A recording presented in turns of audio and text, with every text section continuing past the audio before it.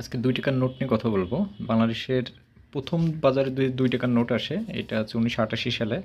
সেই সময় অর্থ সচিব ছিলেন গোলাম কিবরিয়া। ওনার সময়ের একটা নোট। এটা হচ্ছে বাংলাদেশের প্রথম ২ টাকার নোট।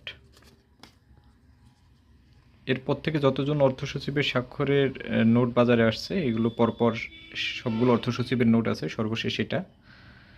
এবং আমার সংগ্রহে প্রথম নোটটা বাদে বাকি যেসব নোট আছে সবগুলোই কিন্তু লাস্টের ডিজিট ১।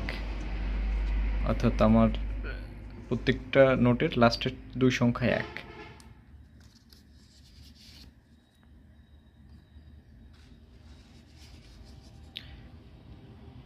২০১২ সালে রাশিয়া ভিত্তিক একটা অনলাইন জরিপে পৃথিবীর শ্রেষ্ঠ কাগজের নোটের স্বীকৃতি অর্জন করে হচ্ছে বাংলাদেশের ২ টাকার নোট।